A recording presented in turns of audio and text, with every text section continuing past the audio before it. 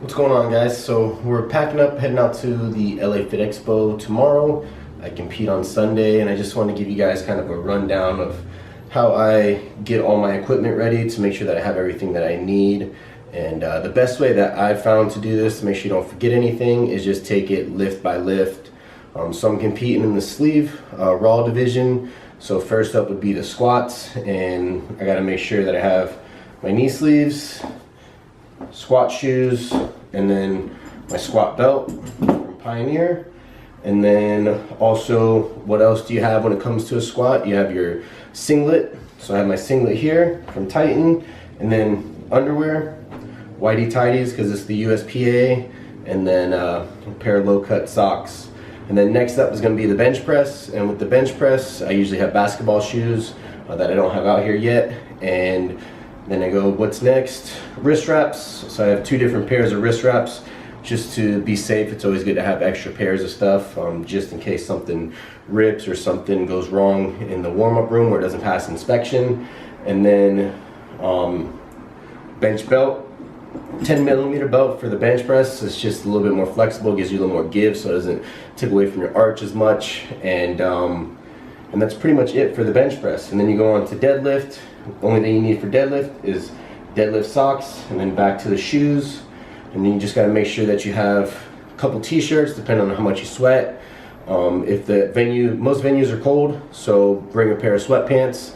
That way you keep your legs warm, and maybe like a throw over or a warm-up jacket, something like that.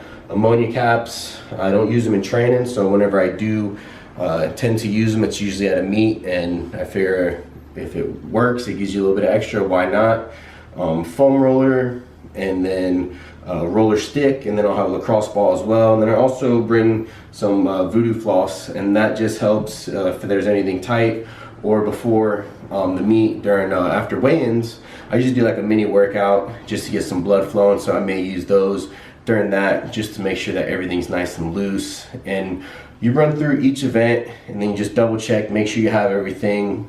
It's always good to have two pairs of stuff, and it's always good to make sure you keep it concise in one location. So I have a pretty big gym bag from King Kong, and it holds two pairs of shoes and pretty much all my gym stuff. But if I don't bring that, I'll just bring a suitcase with me, and that way I have everything already in the suitcase lined up and ready to go. And once you start thinking about each event and what you need for each event, that'll help you mark off the checklist. And usually when I get down there, I'll buy like a travel size baby powder, just because it can get messy traveling with it. And usually if I buy a bigger size, it ends up going missing by the end of the meet. So I might as well just get a travel size when we get down there. And that's pretty much it for the meet. Usually I would bring two pairs of knee sleeves, but because it's at the LA Fit Expo, Iron Rebel has a booth there, so if I have any knee sleeve issues, I can just probably talk to them and exchange some of the stuff out, because obviously they don't want their equipment to be faulty. But if you don't have a expo and you don't have a booth set up to where you can get some of your equipment, make sure you bring two pairs of everything. Because I've seen it before, people put their knee sleeves on and it rips in the warm-up room, and then they're screwed and they have nothing, or it doesn't pass inspection.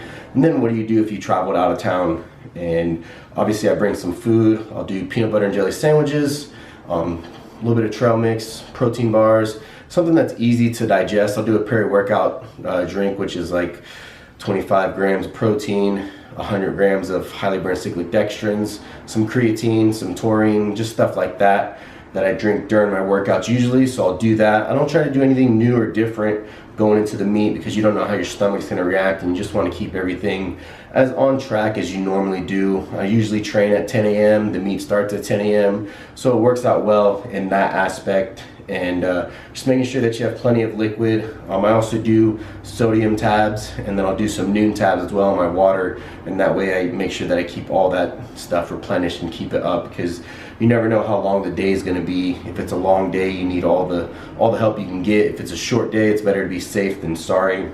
And that's pretty much the way I think of how I'm going to do things. If you guys have any better ideas or suggestions of how you do things, make sure you comment below.